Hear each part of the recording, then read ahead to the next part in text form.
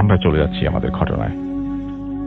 ভাই, এই ঘটনাটা আমাকে বলেছে একজন আপনার সিএনজি চালক, সে সিলেটের বাসিন্দা। সে বলে যে অনেক রাত পর্যন্ত সে আপনার সিএনজি চালায়, তো রাত হয়ে গেলে ওখানে সিএনজিটা নাকি বেশ নিরাপদ না আর কি। আচ্ছা, মানে আপনার মানে ছিনতাই টিনতাই হয় আর কি সিএনজির। তো সে আসলে, আমি অনেক রাতে তার সিএনজিতে উঠেছিলাম, তো সে আমাকে বলতে, আমি বললাম যে রাত 11টা 11:30 তো কোনো রাত না, তো আপনি এত ভয় পাচ্ছেন কেন? তো সে বলতেছে যে আসলে স্যার আপনি কোথায়, আপনি তো আসছেন ঢাকা থেকে, ওইখানে হয়তো এটা রাত না, কিন্তু এখানে রাতের বেলা সমস্যা হয়, ছিনতাই টিনতাই। বললাম যে ওকে, আপনার তো মনে হয় না আমি ছিনতাই করবো। না সেটা না, কিন্তু আমি যে যাবো ওখান থেকে আসবো সমস্যা। তো আমি বললাম যে কি কিছু দেখেন না নাকি, ভূত টুতের ভয় পান? তো সে বেশ এড়ায় যাচ্ছে আর কি, কথা বলতে যাচ্ছে না। তো পরে বললো যে জি আমি দেখছি এখানে একবার রাস্তার মধ্যে এরকম দেখছি। কি দেখছেন? বলে যে আমি এরকম রাতের বেলা একটা প্যাসেঞ্জার নিয়েছিলাম, আপনার এয়ারপোর্টের ওখান থেকে উঠছে, জোর করে আমি থামতাম না, বলে জোর করেই আমাকে থামায় উঠছে, উঠে তারপরে আপনার আসতেছে। তো প্যাসেঞ্জার কথাবার্তা কম বলে, আসতেছে। তো একটা রাস্তা আছে, যে রাস্তাটা আমি প্রসঙ্গত আর কি নামটা বললাম না আর কি, সেখানে আপনার বেশ মানে পরিচিত জায়গা, কবরস্থানটান আছে। তো ওই জায়গাটা আর কি ঠিক করছে আর কি। তো আসতেছে, তো বলতেছে যে যখন নাকি সে কবরস্থানের কাছে আসে, তখন তার কাছে মনে হয় যে সিএনজিটা একটু ঝাঁকি খাচ্ছে আর কি, মানে একটু মানে কেমন ইঞ্জিন করতেছে। তো একসময় কাশতে থেমে গেছে তার সিএনজিটা। এবং ওখানে কিন্তু সিএনজি রাসেল ভাই খোলা, আপনার নাই, যে দরজা নাই, আমাদের যেমন থাকা দরজা নাই। তো বলতেছে, তো স্টার্ট করার চেষ্টা করতেছে, স্টার্ট হয় না, কাশি দেয়। তো মাথা ঘুরায় বলতে গেছে আপনার ওই প্যাসেঞ্জার যে ছিল, যে আপনার পিছন দিকে, যে একটু প্রবলেম হয়েছে দেখতেছি। তো দেখে যে প্যাসেঞ্জার নাই। তো প্যাসেঞ্জার একটু মানে অবাক হয়ে গেছে, হঠাৎ করে চলন্ত গাড়ি তো ছিল, এই মাত্র থামছি। তো সামনে দাঁড়ায় দেখে যে একটা কুকুরটা বেশ বড় সাইজের, আপনার নেকড়ে টাইপের সাইজ হবে, বড়, এবং চোখগুলো জ্বলতেছে, ধকধক করে জ্বলতেছে। তো কুকুরের চোখ কিন্তু সাধারণত লাইটের রিফ্লেকশনে জ্বলে, এমনি জ্বলে না। হ্যাঁ, এটা বেড়ালের চোখ জ্বলে, কুকুর কিন্তু লাইট রিফ্লেকশনে জ্বলে ওঠে। তো ওটা কোনো রিফ্লেকশন ছাড়াই জ্বলতেছে লাইটটা, চোখটা। তো বেশ ভয় পেয়ে গেছে। তো তারপর দেখছে যে কুকুরটা অনেকক্ষণ দাঁড়ায় থেকে আস্তে করে কবরস্থানের সাইডে গেল। ওইটা আপনার মানে কবরস্থান বলতে আর কি আপনার ওইটা মুসলিম কবরস্থান ছিল না আর কি, পাশ দিয়ে যাচ্ছে। তো ওখানে মানে খুব একটা মানে ওই যে হুজুর টুজুর বা এরকম নাই কিছু।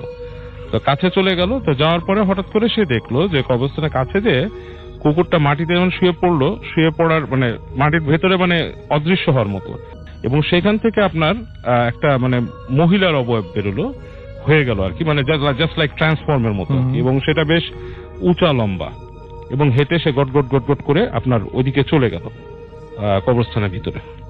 এবং সে এত ভয় পাইছিল, সে সিএনজি টিএনজি ফেলায় রেখে সে দৌড় দিয়ে ওখান থেকে চলে গেছে। সে আর মানে ওখানে থাকেই নাই। তো তারপর তার জ্বর আসছিল, তো বললো যে এটাই সে দেখছিল ওখানে। ওকে, তো এটা হচ্ছে সিলেটের ঘটনা। ওকে, আমরা ছোট যেহেতু ঘটনা, আমরা আরেকটা শুনে ফিরি তাহলে একদম। আচ্ছা, তাহলে এটা ঢাকার মিরপুরের ঘটনা আসল ভাই। মিরপুর ব্যাক ইন 80 দশকে, 80-85 দিকে এরকম। তো ওইখানে ইব্রাহিমপুর থেকে 14 নম্বর যাওয়ার পথে একটা রাস্তা ছিল বাঁকা।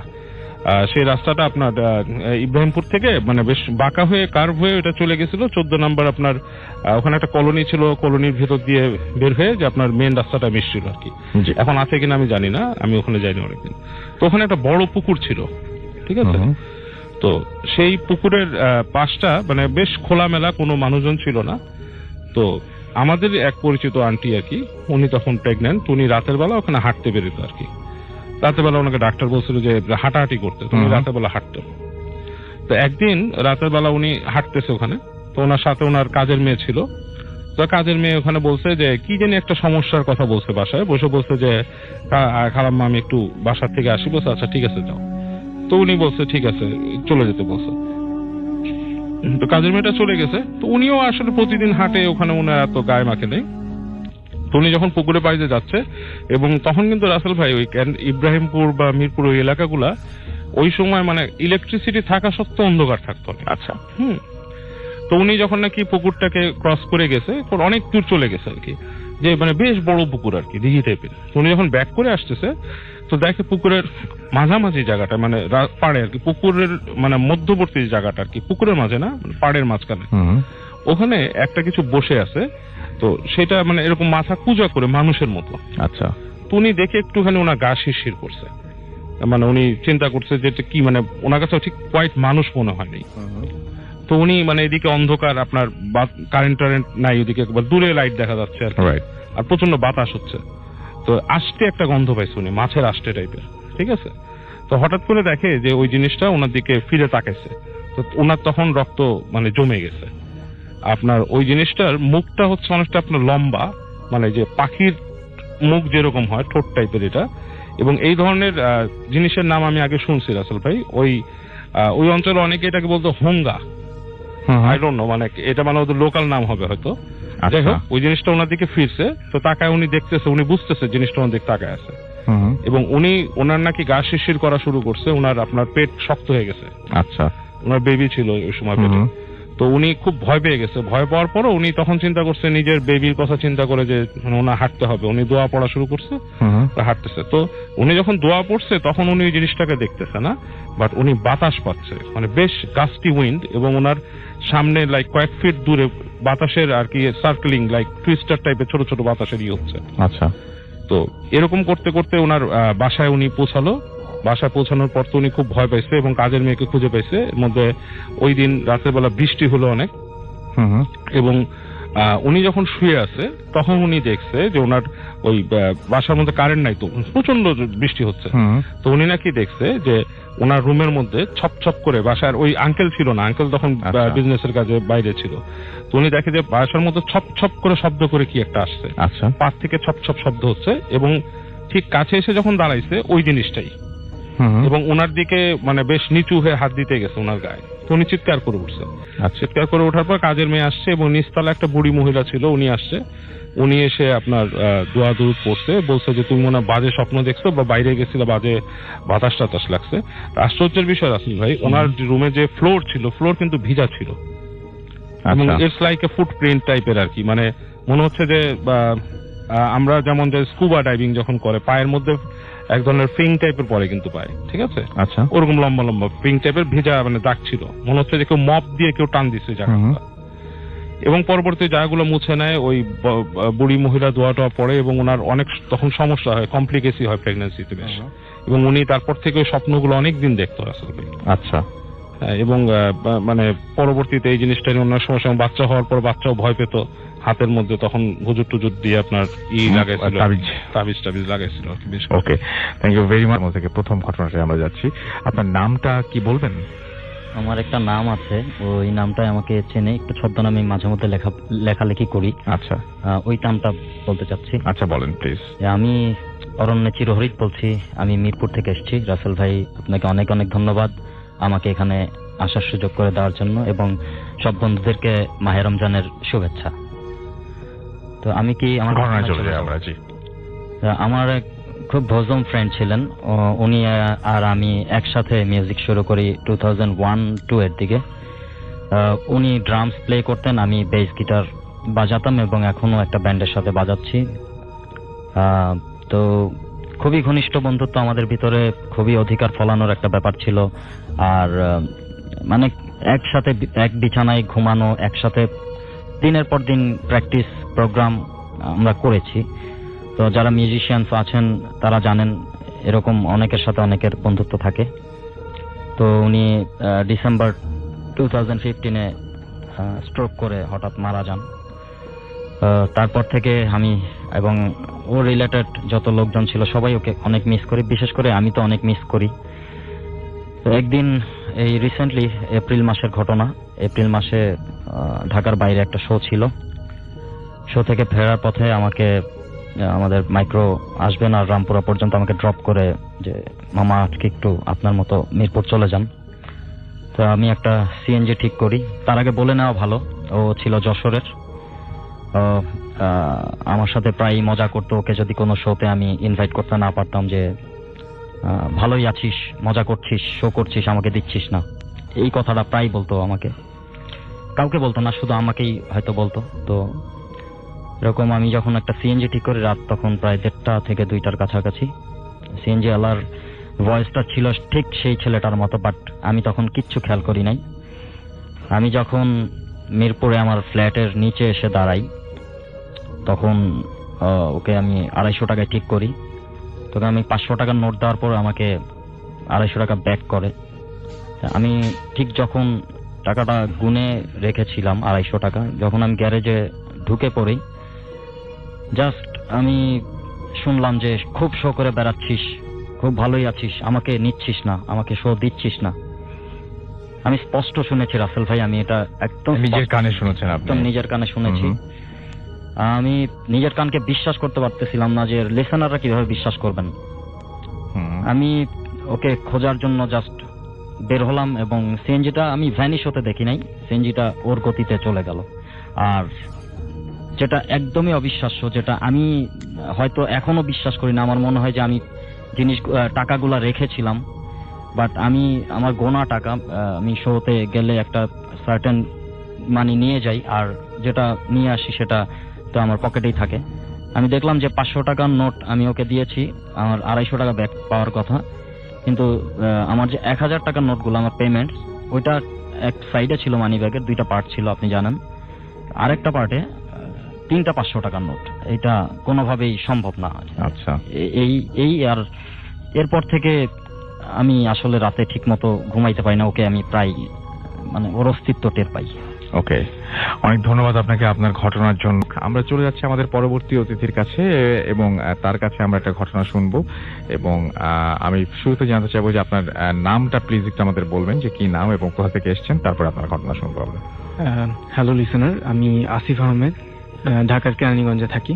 জি, প্রথমেই ধন্যবাদ রাসেল ভাইকে। আমরা ঘটনায় চলে যাই। আচ্ছা, ঠিক আছে। তো ঘটনাটা আসলে আম্মুর কাছ থেকে শোনা। ঘটনাটা ঘটেছিল আমার নানা ভাইয়ের সাথে। আমাদের নানা বাড়ি হচ্ছে বরিশালের স্বরূপকাঠিতে, সন্ধ্যা নদীর পাড়ে। আমার নানা ভাই কাঠের ব্যবসা করতেন, তো উনি সুন্দরবন থেকে কাঠ নিয়ে আসতেন। তো তখন তো এরকম ইঞ্জিন ছিল না, বড় নৌকায় করে 3-4 জন মাঝি মাল্লা নিয়ে কাঠ নিয়ে আসতেন। তো সেবারও উনি কাঠ নিয়ে ফিরছিলেন। তো প্রায় 3 থেকে 4 দিন লাগতো পৌঁছাতে গ্রামে। সুন্দরবন থেকে ফেরার পথে বাইপাসের মতো ছিল, সেখান থেকে গেলে অনেকটা শর্টকাটেই যাওয়া যায়, প্রায় আধা বেলার মতন সময় বেঁচে যায়। তো মাঝি মাল্লারা অনেকটাই নারাজ ছিল যাওয়ার জন্য, ওই জায়গাটা তেমন একটা ভালো ছিল না। তারপরও নানার ইসে ওখান থেকেই যাওয়া হয়। তো মধ্যরাতের মতো হয়ে যায়, তখন মাঝি মাল্লারা বেশিরভাগ ঘুমিয়ে গেছে। হঠাৎ 2-1 জন দেখতে পায় যে সরু খালের ওই পাশে যে ঘন জঙ্গল, সেখানে একটা নববধূ হাতে কুপি নিয়ে যাচ্ছে নৌকার পাশে পাশে। তো প্রথমে তারা নিজের চোখকেও বিশ্বাস করতে পারছিল না। পরে ভয়ে নানাকে ডাকে, তো নানাও প্রচন্ড ভয় পেয়ে যায়, সবাইকে দরদ পরে ফু দিয়ে দেয়। এরপর কিছুক্ষণ পর আর দেখা যায় না। পরে সকাল হয়ে যায়, সন্ধ্যা নদীতে এসে পড়ে নৌকা। তো হঠাৎ ঝড় বৃষ্টি শুরু হয়, প্রচন্ড ঝড়। নৌকা অনেকটাই ডুবে যাচ্ছে, এরকম অবস্থা। তো নৌকা উল্টে যায় এক সময়। সবাই যে যার মতন সাঁতরাচ্ছিল। নানা ভাই অনেকটাই সাঁতরাচ্ছিলেন, কিন্তু শেষ সময়ে আর পারছিলেন না। ঠিক তখনই সে মানে আবছাভাবে দেখতে পায় যে একটা নতুন বউয়ের মতন একটা মুখ। তো এরপর আর তার কিছু মনে থাকে না। তো পরে গ্রামবাসী তাকে নদীর তীরে খুঁজে পায়। তো এরপর নানা প্রচন্ড অসুস্থ হয়ে পড়েন শেষ সময়ে। এরপর আর উনি আসলে ওই অসুস্থতা থেকে আর কখনোই উঠতে পারেননি। এটার কোনো ব্যাখ্যা পাওয়া গেছে কি দেখেছিলেন উনি বা কি কারণে অসুস্থ হলেন, এরকম কোনো কিছু বোঝা গেছে কি? আসলে ওই জায়গাটায় মানে জিনিসটা আপনি কেন প্যারানর্মাল বলছেন? হ্যাঁ এটা ওটা জানতে চাচ্ছি। কারণ কি ওই জায়গাটা ছিল একদমই ঘন জঙ্গল হুম, এবং লোকালয় থেকে প্রচন্ড দূরে। হুম, ওখানে আসলে ওই সময়ে মধ্যরাত্রে একটা নববধূ দেখতে পাওয়ার কথা না, আর মানে তার হাতে একটা কুপি ছিল। এই বিষয়টাও আসলে তারা কখনোই মানে বের করতে পারেন নাই যে বিষয়টা কি ছিল। মানে সেটার কোনো লোকালয় ছিল না, আপনি সেটা বলছেন? হ্যাঁ। আর সেটা কোনো লোকালয় ছিল না এবং সেখানে একটা মেয়ে দেখা বা একজন গৃহবধূকে দেখা খুবই অস্বাভাবিক ছিল যে এই গৃহবধূ নাকি কুপি নিয়ে দাঁড়িয়ে আছেন। ওকে, thank you very much. Interesting আর একটা স্টোরি শুনি, চলুন পাপড়ি আপুর কাছ থেকে। Thanks again. ভাই এই ঘটনাটা হচ্ছে আপনার চিটাগং এর চন্দনাইশ এরিয়ার, আমরা হয়তো আপনার নাম শুনেছেন, মাওলানা আহসানুজ্জামান ইসলামাবাদী, জি। এটা ওনার বাসা এবং ওনার এরিয়ার ঘটনা। তো ঘটনার মানে ছোট ঘটনাটা কিছু ডিসক্রিপশন আমাকে দিতে হচ্ছে যে ওনার বাসাটা যেখানে চন্দনাইশে যেই এরিয়াটাতে ওনাদের বাসা, সেখানটাতে আশেপাশে প্রচুর খোলা কবর আছে। খোলা কবর মিনস হচ্ছে যে কবরগুলোর বাউন্ডারি নেই, বাসার আশেপাশেই অনেক কবর দেওয়া হয়েছে। একমাত্র মাওলানা আসাদুজ্জামান ফারুকী ওনার কবরটাই মানে মাজার করে করা হয়েছে, যেহেতু একজন রিনোয়েন্ট পার্সন ছিলেন। জি। তো ওনার যেটা আর কি লোকমুখে শোনা এবং যেটা ঘটনা সত্যি যেগুলো, যে উনি অনেক মানুষকে অনেকভাবে হেল্প করেছেন, এই ধরনের জিনে ধরা বা বেশ কিছু বিষয় উনি ওনার অনেক অনেক বেশি ভালো ক্ষমতা ছিল। এবং ছোট্ট একটা জিনিস যেটা যে সীতাকুণ্ডে এমনও হয়েছে যে সীতাকুণ্ডে যে জায়গাটা উনি আছেন কিন্তু আপনার চন্দনাইশ প্রায় অনেক কিলোমিটার দূরে। আচ্ছা। আর সীতাকুণ্ডে এমন হয়েছে উনি মারা যাওয়ার পর ওনার ওইখান থেকে কয়েকজন খাদেম আসেন, এসে বলেন যে আহসানুজ্জামান সাহেব এখানে যাচ্ছেন না, তো উনি কোথায়, কয়েকদিন ধরেই যাচ্ছেন না, লাস্ট কয়েক শুক্রবার। তো উনি তো আরো 6-7 বছর আগে মারা গেছেন। মানে উনি ওই লেভেলের একজন মানুষ ছিলেন। এটা খুব মানে প্রমিনেন্ট একটা ঘটনা।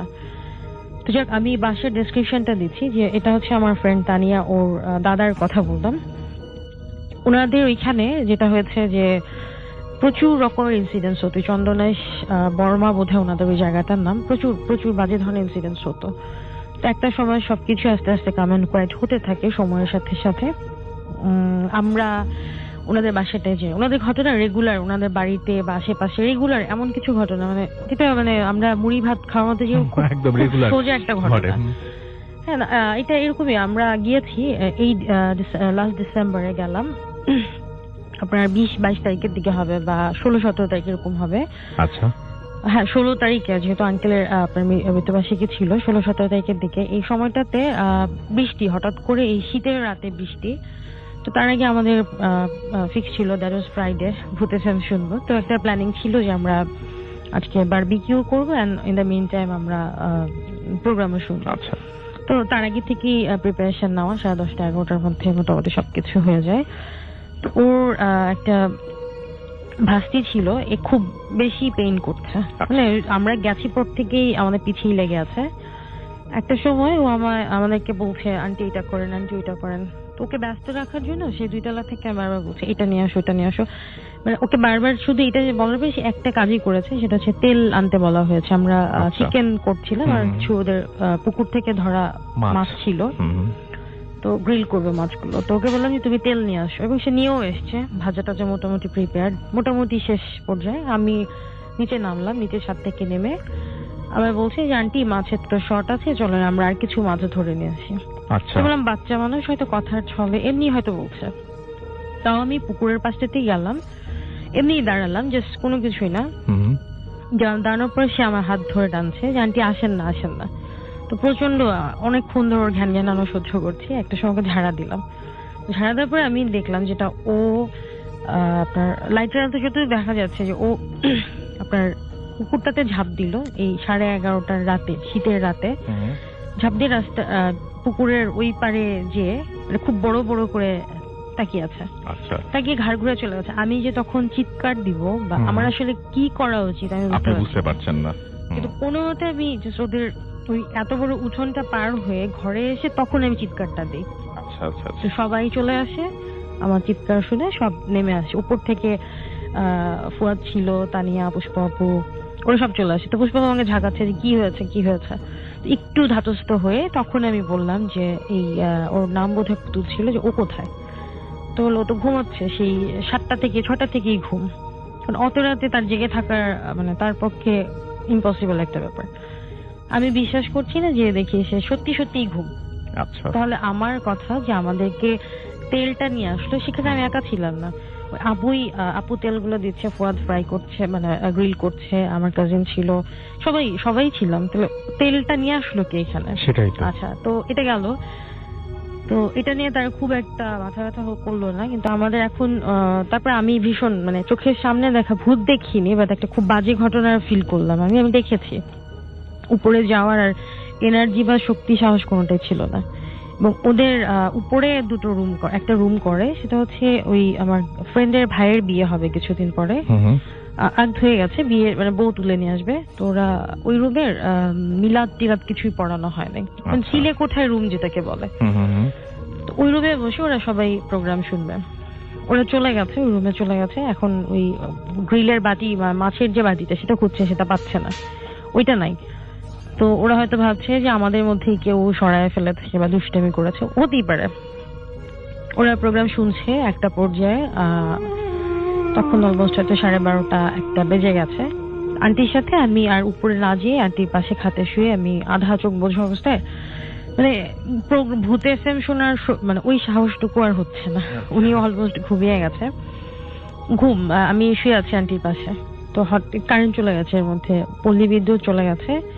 তো আমি কোনো মতো লাইট একটা চার্জার জ্বালানো, আমি খেয়াল করছি যে কি হচ্ছে। ওরা সবাই উপরে হাসাহাসি করছে, শুনতে পাচ্ছি। শীতের রাত, আর গ্রামে তো এমনি অনেকটা স্তব্ধ থাকে সবকিছু।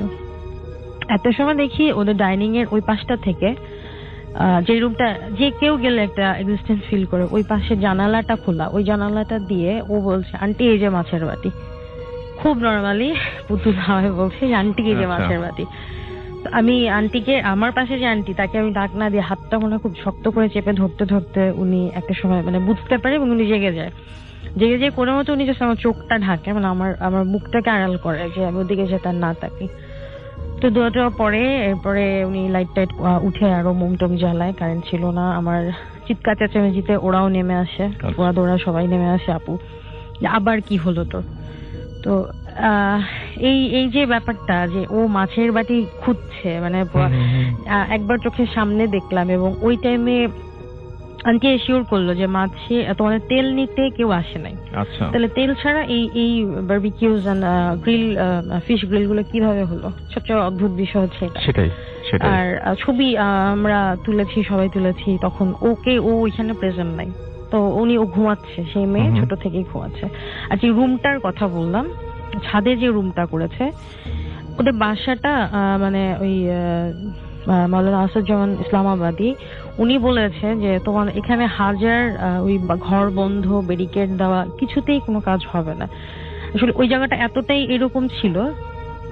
ওদের ছাদের উপরে যে নতুন ঘর করেছে, নতুন বউ নিয়ে আসবে, এটা নিয়ে পরে আমরা আরো কিছু ভয়ঙ্কর ঘটনা এক্সপিরিয়েন্স করে, যেটা ফুয়াদ বলবে। তো আর এই রুমটার কথা যেটা বললাম, যে ডাইনিং রুমটা, এই রুমটাতে আপনি আমি যে কেউ যে যদি পায়ের নিচে ফাঁপা কিছু থাকে, সেটা কিন্তু একরকম ফিল রাসেল ভাই, যে ঠকঠক এক ধরনের শব্দ হয়। বাট ওই রুমটাতে আপনি হাঁটলে বুঝবেন যে ইটস জাম্পিং। আচ্ছা, হ্যাঁ, এটা এবং এর উপরে 2 তলা আছে, মানে 1 তলা ওদের করা আছে। তাই যদি হয়, এটা দেবেও যায় নাই, শুধু ওই রুমটাতে। আচ্ছা, ওদের ড্রয়িং রুমে যে ওদের কাচারি ঘর যেটা ছিল, ওর দাদা বা ওর বাবার সময় যে ঘরটাতে আপনার লোকজন আসতো, ওই রুমটা দিয়ে হেঁটে বের হওয়ার সময় এক ধরনের একটা ভয় মানে কেমন যেন একটা ফিল হয়। এদের ঘরের দরজা জানালা গুনতেই শেষ। দরজাগুলো নিশ্চয়ই কোনো কারণে দেওয়া হয়েছে, এটা যে কেউ ফিল করতে পারবে যে ওই ঘরটাতে দাঁড়ালে যে একটা বাম্পি ফিল হয়। ইটস নট ফাঁপা বা এই ধরনের কিছু, ওই একটা রুমে। এই ছিল ঘটনা। Thank you very much. আমরা চলে যাই ফুয়াদের কাছে এবং তারপরে আমরা আবারও আপনাদের আরেকটা ঘটনা শোনাবো। আগে ফুয়াদের একটা ঘটনা শুনি। ফুয়াদ এসছেন ভূতারগুড়ি থেকে, স্টুডিও আপনার ঘটনা। থ্যাংক ইউ রাসেল ভাই। আমি সরাসরি ঘটনাতে চলে যেতে চাই। ঘটনাটা আপু বললো, তার কিছুদিন পরেই আর কি আমরা ওই বাড়িতে যে রুমটা করা হয়েছিল বিয়ের জন্য, ওই ভাইয়ার বিয়ের ইনভাইটেশনে যাই। আগের দিন চলে যাই বিয়ের, পরের দিন সকালে গিয়ে পৌঁছাই। দেন বিয়েতে ঠিক মতন সব হয়ে যায়। পরে ভাবিকে নিয়ে আসতে আসতে আপনার বিকেল বা 4টা-5টা বেজে যায়, মানে সব আর কি ফর্মালিটিস শেষ করে আস্তে আস্তে ওদিক থেকে, মানে প্লেসটা হচ্ছে এরকম, কক্সবাজার থেকে আসার সময় গাছবাড়িয়া আপনার কলেজ গেট এরকম একটা এলাকায় আর কি, মানে ওইদিকে আর কি ওনাদের বাসাটা, ওইদিকে একটা বৌদ্ধ কবরস্থান, বৌদ্ধ তো বসিয়ে আর কি কবর দেওয়া হয়, মঠ বলে আর কি। ওদিকে হঠাৎ গাড়িটা থেমে যায়, মানে জামাই আর বউয়ের যে মানে ব্রাইডাল যে কারটা। তারপরে ড্রাইভার নেমে একটু খোঁজাখাঁচি করে, তারপরে আবার গাড়িটা সুন্দর মতন সিভিয়ারলি স্টার্ট নেয়। পরে বাসায় চলে আসি আমরা। বাসায় আসার পরে বউ তো আপনার মানে কান্নাকাটিতে ব্যস্তই থাকে, কান্নাকাটি করতে থাকে বাসার লোকজনের জন্য। আমরা মনে করি ব্যাপারটা নর্মাল, বাট হচ্ছে তারপরে সন্ধ্যা 7টা সাড়ে 7টার দিকে বউকে বলা হয় যে যাও তুমি ফ্রেশ ট্রেশ হয়ে তোমার রুমে যাও, ফ্রেশ ট্রেশ হও। তার সাথে 2-3 জন যায়। যাওয়ার পর মানে আমাদের ভাবি রুমের মধ্যে ঢুকার পরে হঠাৎ করে দৌড়া বের হয়ে এসে মানে ওনার রুমের বাম পাশে বসে থাকে, মানে চিলেকোঠা রুমটার বাম পাশে বসে থাকে। বসে মানে বড় ঘুমটা দিয়ে বসে বসে গুনগুন করে কাঁদতে থাকে আর মা মা বলতে থাকে। আমরা মনে করি যে হয়তো মানে বাসার কথা মনে পড়তেছে তার, এরকম কিছু একটা। পরে মুরব্বি টুরব্বি সবাই এসে বলতেছে যে এরকম ভর সন্ধ্যাবেলা এরকম নতুন বয়সে বসে কাঁদতে হয় না, ভিতরে যাও বা কিছু একটা করো। দেন ওনার কোনোভাবেই ওখান থেকে সরানো যায় না। তারপর আমি যাই, আমার একটা ছোট ভাই সাথে নাবিদ, সবাই একসাথে যাই, যে বললি যে ভাই প্লিজ একটু ঘরে যান, এরকম তো ঠিক না, সবাই বাজে বলতেছে। পরে উনি ওদিক থেকে ওনার সরানোই যায় না। পরে অনেক জোরাজোরি পরে ওনার হাজবেন্ড এসে বকা টকা দেয় যে যাও ভিতরে যাও, একটু গরম হয়ে গেলো। উনি মানে খুব রাগ দেখায় ধাপ করে ভিতরে চলে যায় পায়ের সাউন্ড করে যে তারপরে তখনও ভিতরে উনি মানে এরকম গম্ভীর ভাবটাই থাকে তার মধ্যে, রাতে ভাত টাত খায় না। পরে যেরকম বাড়িতে নতুন বউ আসলে মুরব্বীরা বলে রীতি বাড়ির নিয়ম টিয়ম, তারপরে কে কোনটা কিভাবে চলবে এগুলা বুঝাই দিতে থাকে। রাত 11টার দিকে ভাত খাওয়ার পরে উনি আর কি কিছুই খায় না। উনি আর কি চোখগুলো লাল করে দাঁড়ায় ফুঁসতে থাকে, মানে খুব রাগান্বিত একটা তার একটা অ্যাটিটিউড থাকে। পরে কোন রকমে কোনো হ্যাঁ না কিছুই বলে না। পরে ওনারা মনে করে যে হয়তো বউর মানসিক অবস্থা খারাপ, ঠিক আছে তাহলে তুমি চলে যাও। এন্ড বউ ওই দিক থেকে কোনোভাবে মানে সাই করে ওই দিক থেকে বের হয়ে এসে আপনার ওই বাড়ির সামনে দিয়ে ঘুরে এসে সিঁড়িতে উপরে উঠতে হয়, ওই দিক দিয়ে এসে চৌকাটের সাথে একটা উস্তা খেয়ে পড়ে যায়। আর তখন তার হাজবেন্ড হাত ধরে বললো যে তুমি যে কাজটা করলা, বা সব মুরব্বি টুরব্বি ছিল, তুমি সালাম দিলা না বা কিছু না বলে দিকে চলে আসো, তোমার হয়েছে কি বা প্রবলেমটা কি? তখন সে আর কি অনেক মানে এরকম মানে অনেক চিল্লাচিল্লি করে যে না এই সেই মানে বলবো না, খুব ভারী কণ্ঠে বলতে থাকে। পরে উনি বলে যে না ঠিক আছে যাও, যা করার করছো থাক, সমস্যা নাই, চলে যাও। পরে উনি ওদিক থেকে উঠে সিঁড়িতে যখন উঠতে নেয় 4টা-5টা সিঁড়ি যখন উঠে, আর ওনার হাজবেন্ড তো পিছনে যাইতে থাকে। হঠাৎ করে উনি উল্টা হয়ে আইসা ওনার জামাইয়ের মানে ভাইয়ার গলা আর বুকের দিক দিয়ে মানে থাপা দিয়ে ধরে আর কি বাইরের দিকে ধাক্কাইতে থাকে আর করে সাউন্ড করতে থাকে। এটা আমরা দেখি নাই, পাশের রুমে বসা ছিলাম সবাই। আমরা মনে করছি হঠাৎ হয়তো কোনো একটা মানে প্রবলেম হয়েছে বা কেউ মানে অসুস্থ হয়ে গেছে। খুব বিকট সাউন্ড পুরুষ কণ্ঠে চিৎকার করতে থাকে। ভাইয়া তো মানে কথা বলতে পারতেছে না, ধাক্কায় মানে কোন রকম ওনারা বাসার থেকে বের করবে না, চৌকাটটা পার করবে, ঘরের মধ্যে তো কিছু করতে পারতেছে না। আর বাইরের হচ্ছে আপনার উঠানটা এরকম ছিল যে চোখা আপনার ইট দিয়ে খাড়া করে ব্যারিকেড দেয়, ওইরকম আর কি গাছের সাইড দিয়ে বাউন্ডারি ছিল, যে ধাক্কা যদি ঠিক মতন খাইতে থাকে তাহলে মানে ধাক্কা লেগে গেলে চৌকাট পের হলে উনি সিঁড়িতে গড়ায় যায়, ওই ইটের মধ্যে মাথা লেগে স্পট ডেড হয়ে যাবে, এরকম কিছু একটা মানে উনি চাচ্ছে বের করতে। আমরা দৌড়া যায়, সাউন্ড শুনে দৌড়া যায়, ভাবিরা ধরে রাখতে পারতেছি না, ঠিক আছে। আর ভাইয়া তো পুরুষ মানুষ হয়ে মহিলারা ধরে রাখতে পারতেছে না, মানে উনি মানে ধাক্কায় বের করে ফেলতেছে। পরে একটা মানে মুরব্বি টাইপের একটা দুলা ভাই ছিল আমাদের, দুলাল ভাই, উনি 4 কুল পরে ওনার কানের সামনে 3টা মানে তালি দিল, 2 কানের সামনে 3টা তালি, 6টা তালি দেওয়ার পরে উনি হালকা একটু মানে ঠান্ডা হলো, মানে ওনার মেজাজ একটু ঠান্ডা হলো, হাত পা একটু মানে নর্মাল হলো। কোন রকম ওনারা ধরে নিয়ে যায় ওনার রুমে শোয়ানো হলো। সারা রাত মানে উনি হঠাৎ সাইড দিয়ে সূরা ইয়াসিন পড়তেছে, আল্লাহ কালাম পড়তেছে, ফুদিচ্ছে, কোনোভাবে কোনো লাভ হচ্ছে না। তাছাড়া আপনার মুরব্বীরা সবাই বিভিন্ন প্রকার টোটকা করতেছে। পরে হঠাৎ ভাবি মানে জেগে উঠতেছে, মনে হচ্ছে যে মানে তার শরীরটা উঠে যাচ্ছে, ঠিক আছে। আর হচ্ছে জানালা খোলা ছিল কিছু, ওই জানলা দিয়ে হাত বের করে মানে মনে হচ্ছে যে উনি বাতাস হয়ে জানলা দিয়ে বের হয়ে যাবে, এরকম মানে ওনার শরীরটা বের হয়ে যাবে জানলা দিয়ে, মানে ডাকছে। পরে জানলা বন্ধ হওয়ার পরে জানলার মধ্যে নক হচ্ছে, বাতাস আসতেছে, মানে তখন তো শীতের রাত বাট প্রচুর বাতাস আসতেছে, মানে কেমন একটা গরম অনুভূতি হচ্ছে। পরে সারাটা রাত সবাই বসেই কাটালাম। পরে আপনার ফজর আজান দিল, তারপরে হঠাৎ করে মানে উনি নিস্তেজ হয়ে গেল, ওনার মানে একদম সেন্সলেস হয়ে পড়ে থাকলো। সকালবেলা ওই গ্রামের ওঝা টাইপের থাকে কিছু মুরব্বী, ওনাদের আনা হইলো। ওনারা আনার পরে উনি বাসায় ঢোকার পরেই বলতেছে যে না বাসায় একটু গরম, মানে বাসাটা কেমন যেন একটু ভার লাগতেছে ওনাদের ভাষায় বলতেছে। পরে উঠার পরে বউয়ের কাছে যাওয়ার পরে বউ তো সেন্সলেস হয়ে পড়ে আছে। বউয়ের কনিষ্ঠ আঙ্গুলে আর দুই হাতে দুইটা কনিষ্ঠ আঙ্গুলে মাথায় দুইটা সাদা সুতা বাঁধলো উনি, বেঁধে মানে একটু ওনার ভাষায় আর কি কালাম টালাম পড়লো, পড়ার পরে উনি 5-10 মিনিট চুপ করে বসে থাকলো। বসে থাকার পরে বলতেছে যে কি হয়েছিল বা তেমন কি কোনো কিছু আপনারা দেখছেন বা ব্যাপারটা কি হয়েছে, হঠাৎ করে আমাকে ডেকে নিয়ে আসেন। বলে যে এই কাহিনী, আপনার ওই থামছিল গাড়িটা, আর হচ্ছে উনারে সন্ধ্যাবেলা ওরে কোনোভাবেই আমরা ঘরে ঢুকাইতে পারতেছিলাম না, কাঁদতেছিল মা মা বইলা, ঠিক আছে। উনি বলতেছে যে যখন মানে ওই গাড়িটা থামছিল তখনই ওই মনে হয় মঠের থেকে কিছু উনার ইশারা করছে বা উনার মানে পিছনে লাগছে, আর তখন থেকে আর কি উনার মাথাটা ডাইভার্ট করতেছিল যে বাইরে আইসা বসতে। যখন বাইরে আইসা বসে উনি কাঁদতেছিল, যে মা মা করে কাঁদতেছিল, তখন আর কি ওই জিনিসটা আর কি ওনার ঘাড়ে ভর করে, যার ফলে আপনার ওই এরকম আর কি আপনার শুরু করে মানে এরকম অস্বাভাবিক আচরণ করে, অস্বাভাবিক আচরণ আপনার করতে থাকে। পরে উনি ফুটু দিয়ে দিল, ওনারা বিভিন্ন কালাম টালাম পরে পানি পড়া দিল, বাড়িটা বেঁধে দিল, বললো আজকে বিকালের মধ্যেই বাড়িটার মধ্যে মিলাদ টিলাদ পড়া দিবেন, আল্লাহর কালাম টালাম নাই তো এই জন্য আরো বেশি সাহস পেয়েছে। পরে ভাবি যখন সেন্সে টেন্সে আসলো, মানে ভাবি যখন সুস্থ হইলো, তখন ভাবিরা বলা হয়েছিল যে কি হয়েছিল বা এরকম করলা কেন, উনি ভাবির কিছুই মনে নাই, বাট জাস্ট মনে আছে হচ্ছে যখন উঠতেছিল সন্ধ্যার দিকে উনি সিঁড়িতে, তখন দেখে যে সিঁড়ির মধ্যে কে জানি বৈশা এরকম আটকেরে বসেছিল, মনে হয় সাউন্ড হচ্ছিল একটু ঘুমানোর। হঠাৎ করে ভাবি যখন উঠতে গেল, ভাবি উঠার আগে উনি দৌড়ে আইসা আস্তে আস্তে মনে হলো তার বাসার শরীরটা ভেদ করে কিছু চলে গেল বাতাস টাইপের। তারপর থেকে ভাবি আর কিছু মনে নেই, এখন আল্লাহর মধ্যে ভালো আছে। এই ছিল স্টোরি। অনেক ধন্যবাদ আপনাকে আপনার ঘটনার জন্য। হ্যালো রাসেল ভাই, আশা করি ভালো আছেন। আমি আমার নাম প্রকাশ করতে চাচ্ছি না, আমি নারায়ণগঞ্জ থেকে বলছি। আমার এক্সপিরিয়েন্সটা ভয়ঙ্কর বললে ঠিক হবে না, বরং এটাকে একটা উইয়ার্ড এক্সপিরিয়েন্স বলা যায়। ঘটনা হচ্ছে 2007-এর দিকে, আমি তখন ক্লাস 10-এ পড়ি। আমি পড়াশোনা শেষ করে রাতে ঘুমোতে প্রায় 2টোর মতো বেজে যেত। তো আমার একটা হ্যাবিট ছিল, লাইক প্রত্যেক রাতে 3টা কি 3:30টার দিকে একবার হলো আমার ঘুম ভাঙতো। তো যখন একদিন ঘুম ভাঙে আমি পানি খেতে উঠি, আমি দেখি যে আমার বেডের ঠিক অপোজিটে সোফায় একটা বৃদ্ধ লোক বসে আছে। বলে রাখা ভালো, আমি লাইট অফ করে ঘুমাই, তবে ডিম লাইটের মৃদু আলোতে যতটুকু দেখা যাচ্ছিল আমি স্পষ্ট দেখতে পেলাম যে সেই বৃদ্ধ লোকটি পরনে একটা সাদা পাঞ্জাবি ছিল, তার লম্বা সাদা দাড়ি ছিল, এবং সবচেয়ে যেটা ভয়ঙ্কর আমার কাছে লেগেছে সেটা হচ্ছে যে সে আমার দিকে তাকিয়ে মিষ্টি একটা হাসি দিয়েছিল এবং তার হাতে তসবিহ ছিল। আমি স্পষ্ট এটা দেখতে পাই এবং দেখার পরে আমি খুবই নার্ভাস হয়ে যাই এবং আমি জোরে চিৎকার করি। আমার চিৎকার শুনে বাসার সবাই চলে আসে, এসে লাইট অন করে এবং আমি তখন দেখি যে সোফার ওদিকে কেউ নেই। আমি তখন তাদেরকে কিছু বলি না, আমি ভেবে নিই যে এটা আমার হয়তো হ্যালুসিনেশন ছিল, যে রাত জেগে পড়াশোনা করেছি, হয়তোবা চোখের কোনো ভুল ছিল। এই ভেবে আমি আবার শুয়ে পড়ি। Everything was fine for the next 2 days, but on the 3rd day আমি আবারও সেম জিনিস দেখতে পাই।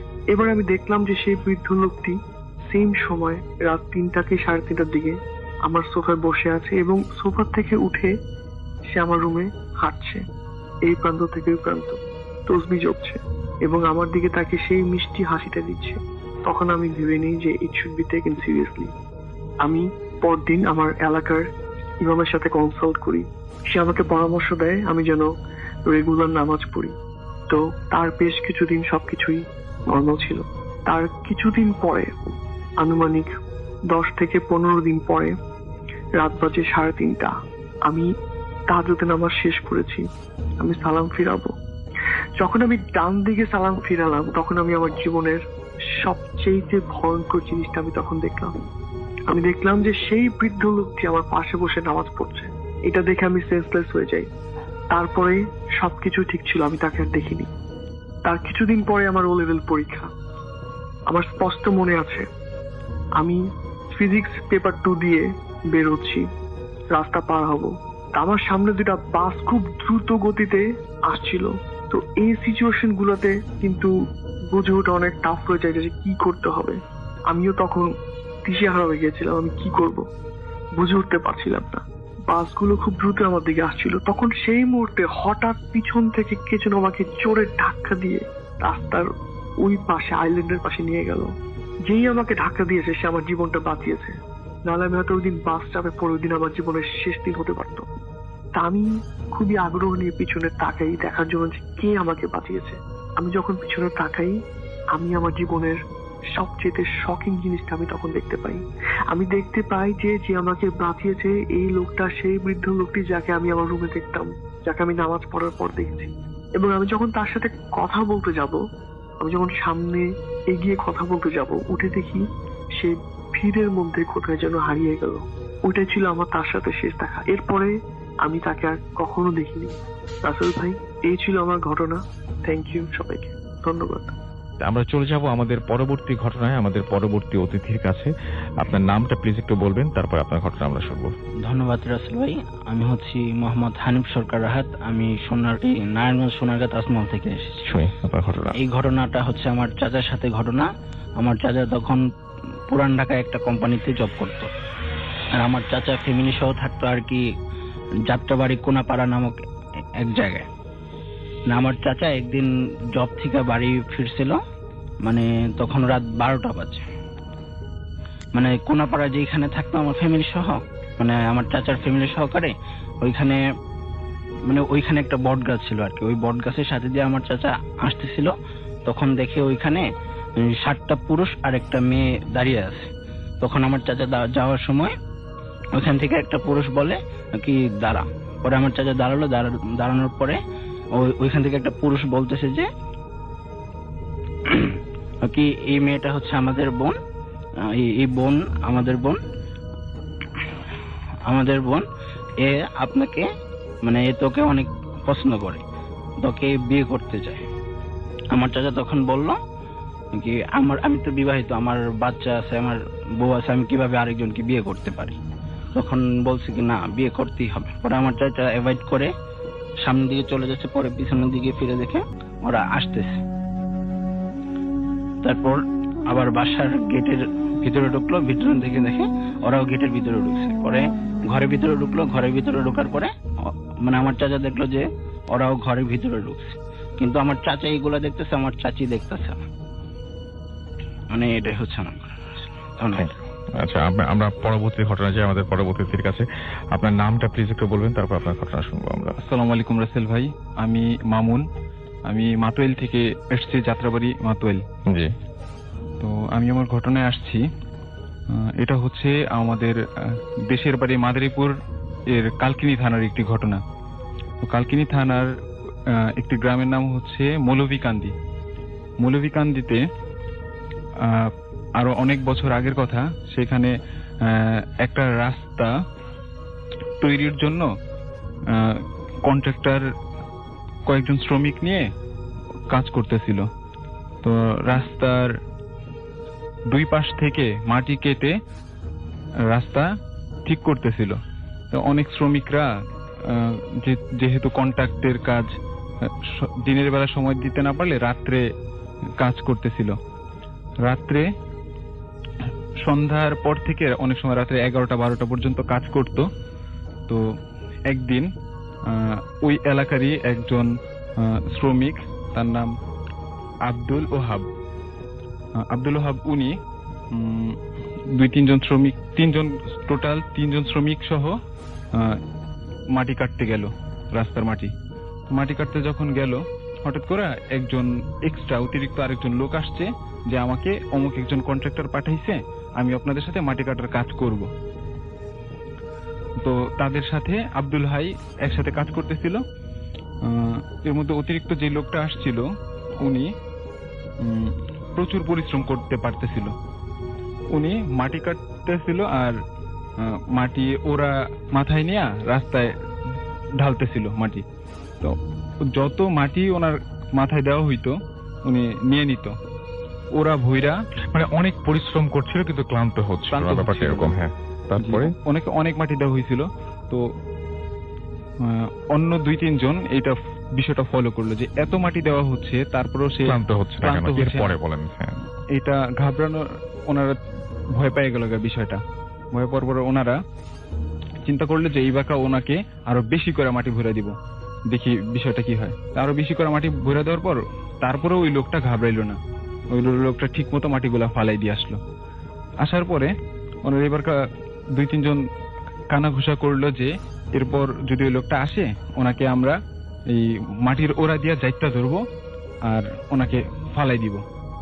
তা উনি একটু দূর থেকে যখন আসলো মাটি নেওয়ার জন্য সেকেন্ড টাইম, তখন তাকে মাটির ওরা দিয়ে যাইতে ধরছিল, তো উনি একটু শুয়ে পড়ছিল, মোড়ামুড়ি দিয়ে উঠা পড়লো। আবার উনি চুপচাপ ছিল তখন। এখন পইরা গিয়া ব্যথা পাইলো, কিন্তু কোনো শব্দ করলো না, কথাও বলতেছে না। ওনারা জিজ্ঞেস করতেছে ব্যথা পাইছেন কিনা, কিন্তু কোনো কথার সে জবাব দিতেছিল না। কিছুক্ষণ পরে ওনার এইরকম অ্যাটিটিউড দেখে ওই বাকি 3 জন ভয় পেয়ে গেছিল। ভয় পেয়ে তারা চিন্তা করলো যে এবার ও মাটি ফালাইতে যখন যাবে তখন ফেরত আসার সময় ওকে কোদাল দিয়া বাড়ি দিবে। তো ও যখন মাটি ফালাইতে গেছে, বেশি করে মাটি ভরে দিছে, ফালাইতে গেছে, তো কোদাল দিয়া এক জোরে কোপ দিয়া তারা 3 জন দৌড়াইয়া তাদের বাড়ির পথের দিকে রওনা দেওয়া শুরু করলো। রওনা দেওয়ার এর মধ্যে ওই বাকি 3 জন বাসায় পৌঁছানোর পরের দিন সকালে তারা আবার ঘুম থেকে উঠা ওই সেম জায়গাতে, সেম প্লেসটাতে আসলো দেখতে যে কালকে যে এখানে কোদাল দিয়ে একজনকে বাড়ি দিছি, দেখি ওই লোকটার পরিস্থিতি কি। তো ওই লোকটার পরিস্থিতি ওখানে তো কোনো কিছু নাই। আয়সা দেখলো সকালবেলা একটা কাক মরে পড়ে আছে। অনেক ধন্যবাদ আপনাকে আপনার ঘটনার জন্য। চলে যাই আপনার ঘটনায়। আপনার নামটা একটু প্লিজ বলবেন এবং আপনি কোথা থেকে আসছেন সেটা যদি আমাকে একটু কাইন্ডলি বলতেন। হ্যালো লিসেনার, আমি শরীফুল ইসলাম সেতু, আমি দক্ষিণখান থেকে আসছি। আচ্ছা, শুনি আপনার ঘটনা। আমি সরাসরি আমার ঘটনায় চলে যাচ্ছি। ঘটনাটা আসলে ঘটে আমার নানার সাথে। নানার বাড়ি চট্টগ্রাম সন্দ্বীপে। তো ঘটনাটা প্রায় আজ থেকে 40 থেকে 50 বছর আগের ঘটনা। নানা ভাইয়া তখন সবে মাত্র কলেজে পড়ে। তো পড়ালেখার পাশাপাশি নানা ভাইয়া তখন গ্রামের এক মঞ্চ নাটকে কাজ করতেন। আমরা মানে এই ঘটনাটা বাদ দিয়েছিলাম, সেকেন্ড ঘটনাটার কথা বলেছিলাম। হ্যাঁ, প্রথম ঘটনাটা আমরা বাদ দিয়েছিলাম। সেকেন্ড ঘটনাটা আমি সরাসরি ঘটনায় চলে যাচ্ছি। ঘটনাটা আসলে আমার ওয়াইফ যখন জন্মগ্রহণ করেন, তো আমার শাশুড়ি হসপিটালে ছিলেন। তো তার সেবার জন্য আমার নানি শাশুড়ি সেখানে ছিল। তো হসপিটালের আয়া যারা থাকে, তো ওনাদের মধ্যেই একজন আয়া ছিল যে মানে আমার শাশুড়ি সেবার জন্য নিয়োজিত ছিল। তো সে যখনই আসতো, তো কখনোই মানে তার সবসময় মাথার ঘোমটাটা করে রাখতো, কখনো চেহারা দেখা যেত না তার। তো এটা নানু গেস করার পরে তো তাকে জিজ্ঞেস করছে যে কি মানে তুমি সবসময় এরকম করে রাখো কেন, সে এটার কোনো অ্যান্সার দেয় নাই। তো একটু বলে রাখা ভালো যে রাসেল ভাই, আমার নানু মানে বিয়ের আগে হিন্দু ছিল, তো বিয়ের পরে মানে মুসলমান হয়ে তারপর আর কি বিয়ে করছে। তো নানু হয়তো ভাবছে যে কোনো ধার্মিক ধর্ম টাইপের কোনো সমস্যার জন্য হয়তো বলতে চাইতেছে না। পরে নানু বলছে সমস্যা না, আমিও হিন্দু ছিলাম, তুমি আমার কাছে বলতে পারো, কোনো সমস্যা নাই। তো তিনি তারপর বলতে চাননি। তারপর অনেক রিকোয়েস্ট করার পরে উনি বলছে যে আসলে তো ঘোমটাটা মানে মাথার ঘোমটাটা খোলার পরে তো নানু মানে তার চোখ দেখে অবাক হয়ে গেছে। তার চোখটা একেবারে মানে পুরোই সাপের মতো ছিল দেখতে। তো নানু জিজ্ঞেস করছে যে কারণ কি। তো বলতে প্রথমে উনি বলতে চায়নি। তারপর অনেক রিকোয়েস্ট করার পরে বলছে যে মানে ওনার ছেলে হয়েছিল যখন ছোট ছিল, তো ছোট থাকার সময় তখন উনি তার মায়ের দুধ খেত না।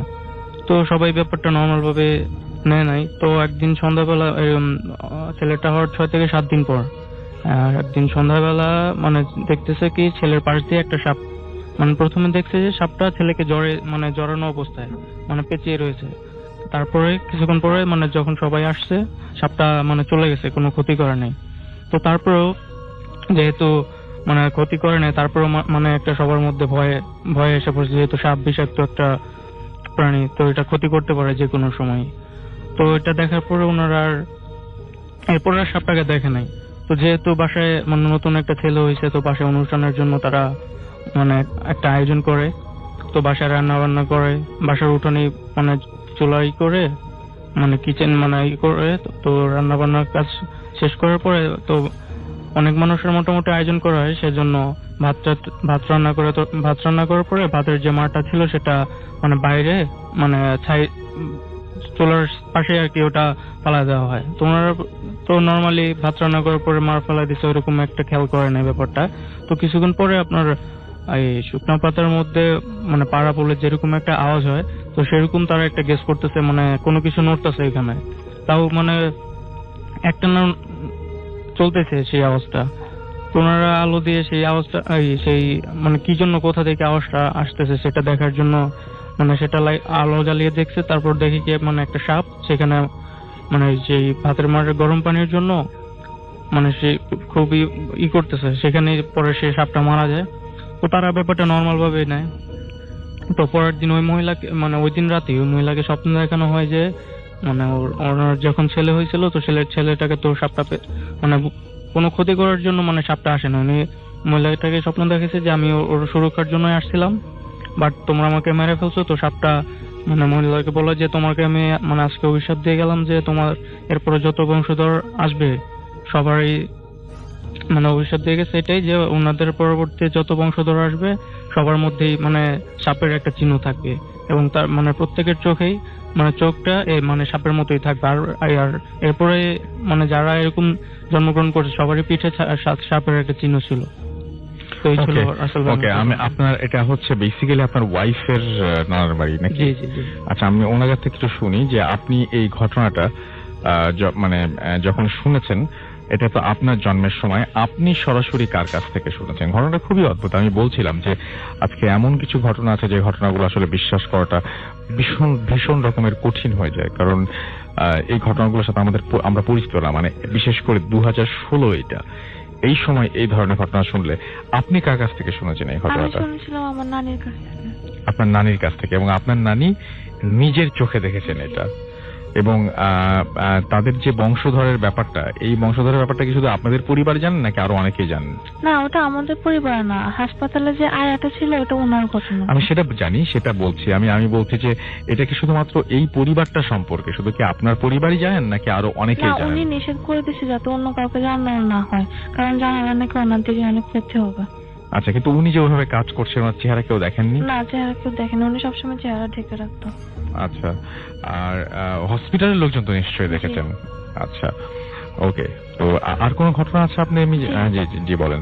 জি, আমার এই ঘটনাটা আমার নানা ভাইয়ের ঘটনা। তো আমরা একদিন বসে খাওয়ার টেবিলে বসে ভূতে ফিল্ম নিয়ে আলোচনা করতেছিলাম। আমি, আমার মামু ভাইয়া, তারপর আমরা সবাই আলোচনা করতেছিলাম।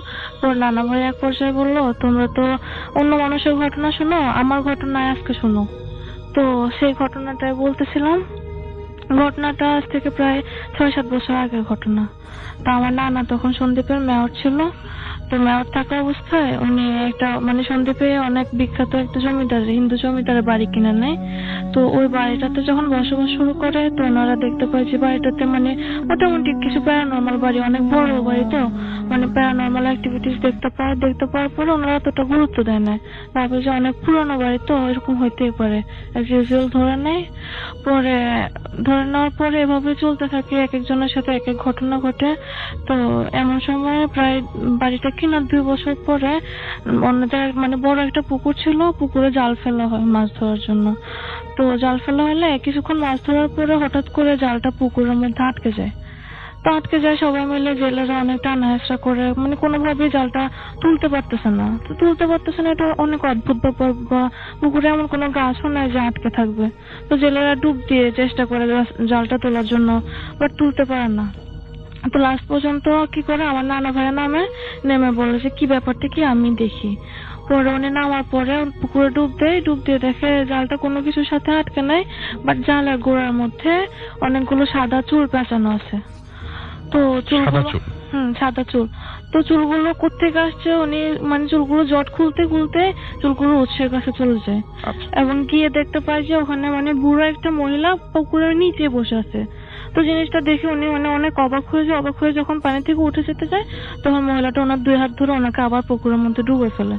ডুবায় বলে যে এই কথাটা কাউকে বলো না, আমি এই বাড়িতে আছি অনেক বছর ধরে, আমি এই বাড়িটা পাহারা দিই এবং 2টা সাপ আছে এই বাড়িতে, এই 2টা সাপের যাতে কোনো ক্ষতি না হয়। কথাটা বলে মহিলাটা ভ্যানিস্ট হয়ে যায় এবং নানা ভাইকে ছেড়ে দেয়, পরে উনি উঠে যায়।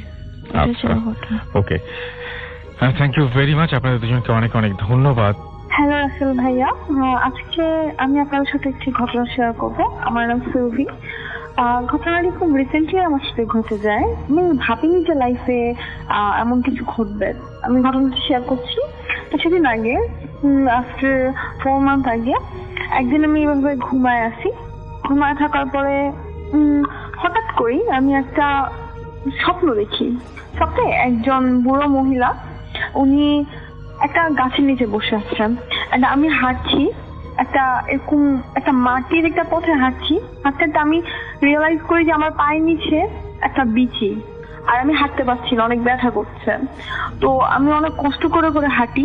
হাঁটার পরে মহিলাটার পাশে যাই, বিচির ভিতরে কেমন জানি পানি ছিল। তো মহিলাটার কাছে কষ্ট করে হাঁটতে হাঁটতে যাই, যাওয়ার পরে দেন উনি আমাকে বলে, ওনার পাশ দিয়ে যখন ক্রস করতেছিলাম উনি আমাকে বলে যে এদিকে আসো, আমি তোমার বিচিটা ফুটো করে দেই। আমি বলছি না, আমি ফুটো করব না। তখন আমি ঘুমাচ্ছিলাম, ঘুমের ভিতরে আমি কেন জানি আমার মনে হচ্ছিল যে আমি ব্যথাটা অনেক অনুভব করছি। দেন আমি বললাম না, আমি যাব না। তারপরে আমি কেন জানি আবার ওনার কাছে গেলাম। বুড়ো মহিলাটার ফেসটা আমি স্পষ্ট দেখি। তো আমি ওনার কাছে যাই, যাওয়ার পরে উনি আমাকে বলে যে দাও, পা দাও। আমি যেতে চাই না, উনি জোর করে একটা কাঠি দিয়ে ফুটো করে দেয়। এন্ড ওই মোমেন্টে আমার ঘুমটা ভেঙে যায়। ভেঙে যাওয়ার পর আমি রিয়েলাইজ করতে পারি যে আমার পায়ে অনেক ব্যথা হচ্ছে, আমি অনুভব করছি। তো আমি সারাদিন হাঁটতে পারি না তেমন। ঘটনাটা আম্মুর কাছে শেয়ার করে আম্মু বলছে যে আচ্ছা তোমার মনের ভুল। ওই দিন চলে গেল। তারপরে কিছুদিন পরে 1 উইক হবে, দেন আমি ঘুমায় আছি এমন একাই, রুমের দরজা লক করে ঘুমায় আছি, ফোনে কথা বলছিলাম। ফোনে কথা টথা বলে ঘুমায় গেছি। ঘুমায় যাওয়ার পরে হালকা একটু ঘুম আসছে আমার। ঘুম আসার পরে রুমের লাইট কিন্তু অফ ছিল, বাট আমি রুমের লাইট অফ করছি, আমার একদম খেয়াল আছে। আমি ঘুমের ভিতর ফিল করি যে কেউ আমাকে অনেক জোরে একটা ঘুষি মারে, অনেক জোরে একটা ঘুষি মারে, এন্ড আমার মুখে আর একটা থাপ্পড় মারে।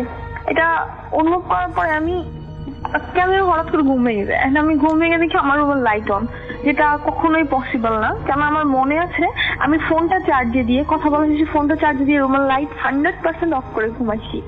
আমি চিৎকার মেরে রুমের দরজা খুলে বের হয়ে গেছি। বের হয়ে আম্মুকে ঘটনাটা বলে, আম্মু বলে না সমস্যা নাই, তুমি ঘুমায় যাও। দেন নেক্সট আবার ঘুমাই।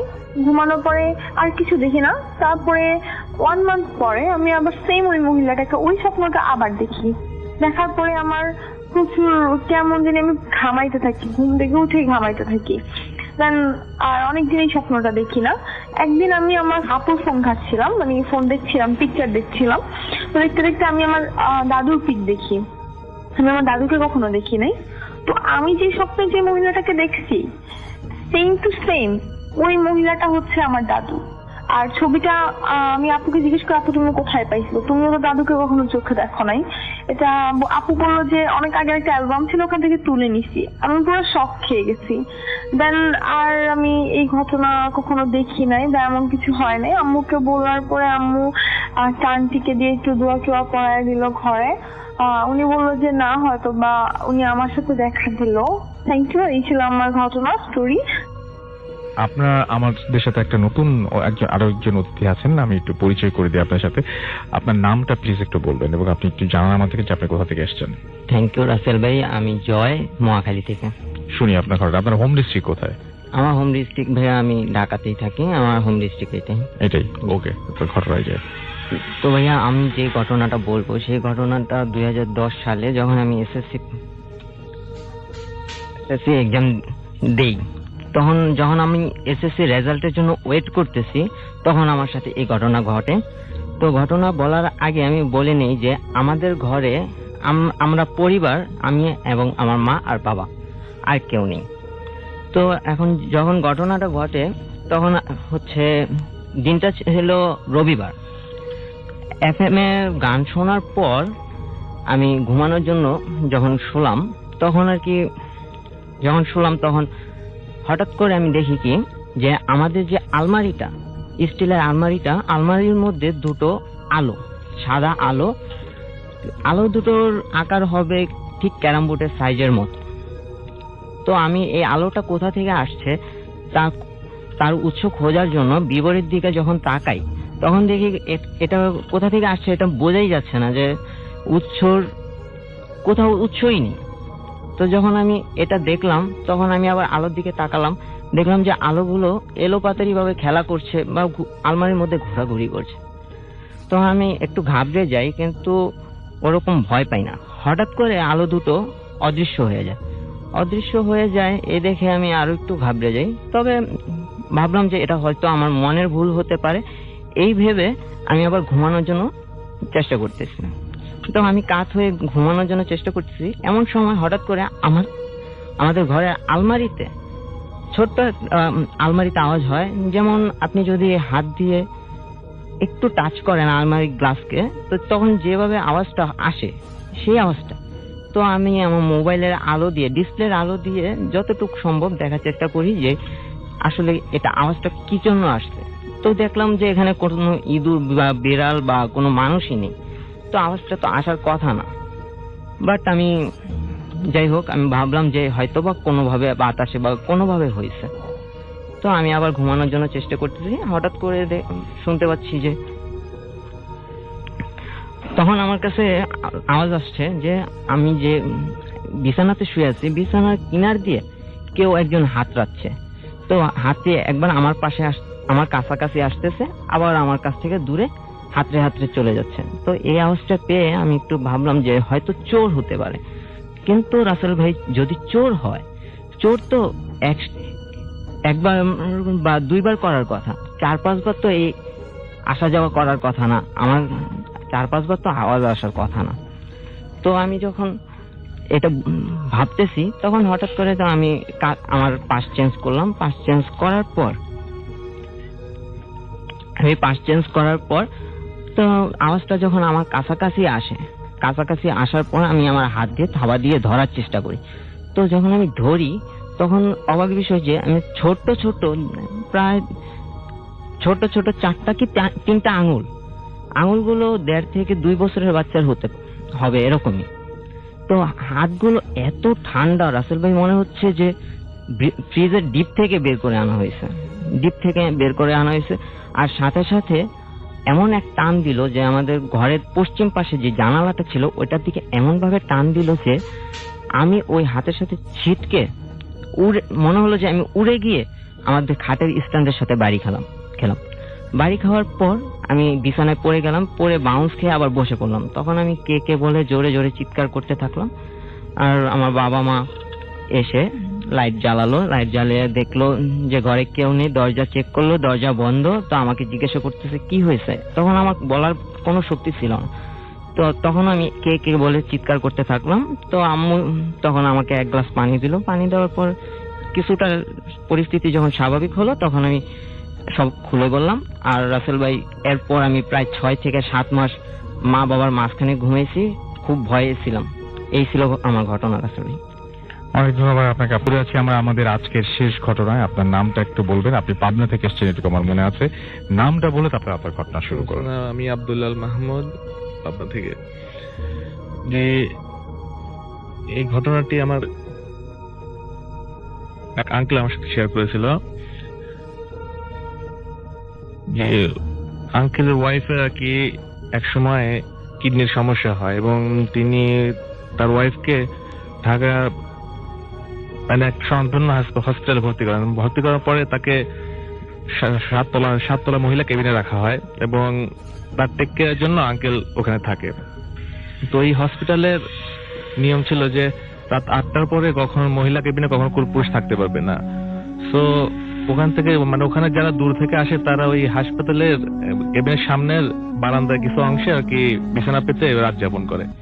তো আঙ্কেলও 2টো কাঁথা জোগাড় করে বারান্দার একদম শেষ প্রান্তে যায়, কাঁথাটা বিছায় ওখানে একটু শুয়ে নিলেন আর কি। কিন্তু তার ঘুম আসতেছিল না। তো তিনি চিন্তা করলেন যে একটু বাইরে যেয়ে একটু চা নাস্তা করে এসে তারপর একটু বিশ্রাম করি। তো তিনি একটু হাসপাতালের বাইরে গেলেন, বাইরে গিয়ে চা নাস্তা সেরে আসলেন এবং আসার সময় দেখলেন যে তার বিছানার পাশে একটা বৃদ্ধ লোক বসে আছে এবং খুব মন মরা অবস্থায় বসে আছেন। তো আঙ্কেল দেখি অবাক হলেন এবং তার বয়সে যেহেতু একটু বড় ছিল, তিনি বললেন আঙ্কেল কোনো সমস্যা নাকি, এখানে বসে আছেন কেন? তো উনি লোকটি বললেন দেখো বাবা, গরিব মানুষের কোনো দাম নেই। কেন তুমি একথা বলছেন কেন? তুমি বলছো যে দেখো টাকার অভাবে আমার স্ত্রীর চিকিৎসা হতেছে না। তো এই কথা বলতে বলতে উনারা দুজন আর কি একটু গল্প করলেন। গল্প করতে করতে রাত তখন প্রায় 1টা পার হয়ে গেছে। তো আঙ্কেল দেখলেন যে রাত অনেক হয়ে গেছে, কালকে আবার সকালে উঠতে হবে। তো আঙ্কেলকে বলে আঙ্কেল রাত তো অনেক হয়ে গেছে, আপনি কি এখানেই থাকবেন নাকি যাবেন? লোকটি তখন বলল যে তুমি শুয়ে পড়ো, আমি চলে যাচ্ছি। এই কথা বলে তিনি আসলে মানে দাঁড়ায় গেলেন এবং দাঁড়ায় আঙ্কেলের দিক মুসকি একটা হাসি দিলেন আর কি, এবং সেই হাসিটার মধ্যে আর কি অনেক বুক ফাটা কষ্ট ছিল আর কি। তো এই হাসিটা মাঝে মাঝে তারপর যা ঘটলো তা মানে আঙ্কেল এখন বিশ্বাস করতে পারে না যে লোকটি 7 তলা থেকে নিচে ঝাঁপ দিল আর কি। এবং তিনি তো পুরো হতবাক, যেটা কি হলো, তিনি তার দৌড়ে নিচে তাকালেন, দেখলেন যে নিচে বৃদ্ধ লোকটি পড়ে আছে। তো দৌড়িয়ে তিনি তাড়াতাড়ি নিচে গেলেন, নিচে যাবে এবং নিচে যা দেখেন যে কোনো কেউ নাই।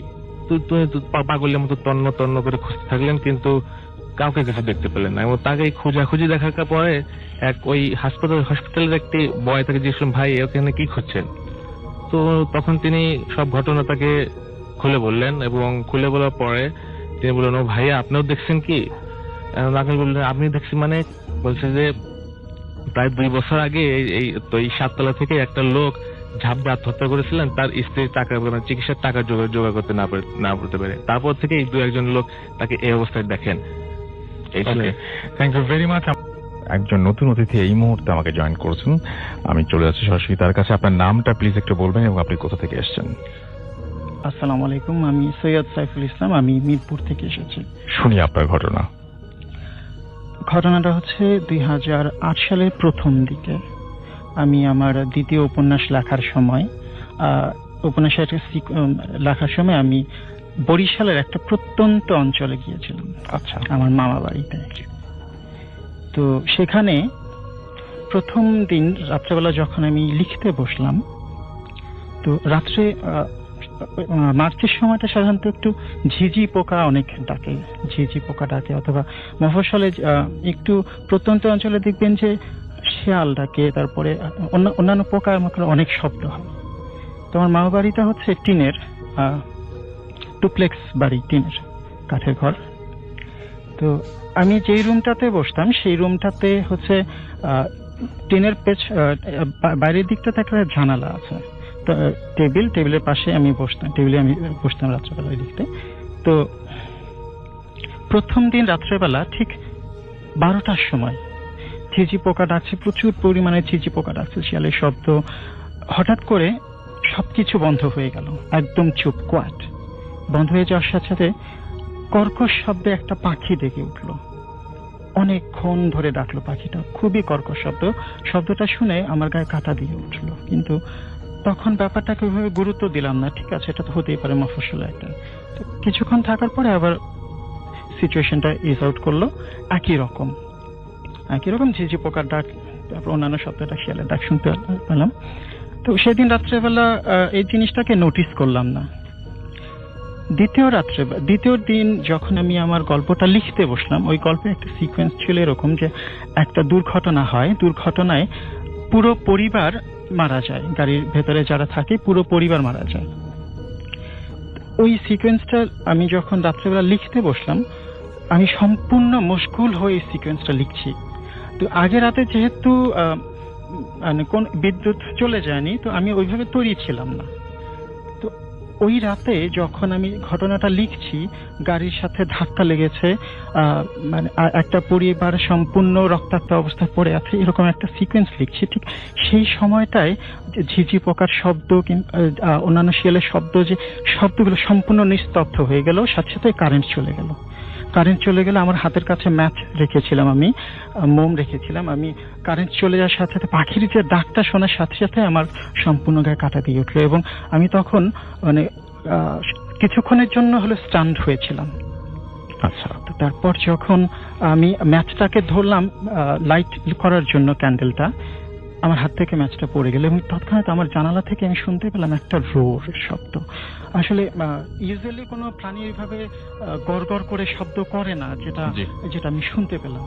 তো ওটা শুনতে পেয়ে আমি আরো ভয় পেয়ে আমার মেরুদণ্ডে দিয়ে একটা শীতল মানে একটা বয়ে যাওয়ার পরে তখন আমি করলাম কি, মানে তাড়াহুড়ো করে মাটি থেকে ম্যাচটা কুড়াতে চেষ্টা করলাম। করার পরে কিছুক্ষণ পরে পাখির ডাকটাও বন্ধ হয়ে গেল, ইলেকট্রিসিটিও চলে আসার পরে আমি আশেপাশে সম্পূর্ণ ঘুরে দেখলাম, কিন্তু আসলে কোনো কিছু আমি পেলাম না।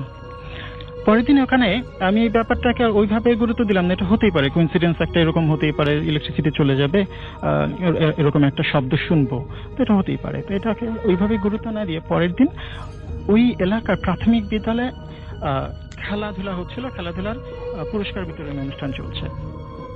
তো পুরস্কার বিতরণী অনুষ্ঠান দুপুরের মধ্যে শেষ হওয়ার পরে সন্ধ্যার পরে ওদের সাংস্কৃতিক অনুষ্ঠান শুরু হলো। তো আমার কাজিনরা যারা ছিল, মামা মামি, তারা বললো যে ঠিক আছে আমরা খাওয়া দাওয়া করে ঘুমায় যাই, তোমরা অনুষ্ঠানটা দেখতে যাও। ওদের সাথে আমি গেলাম।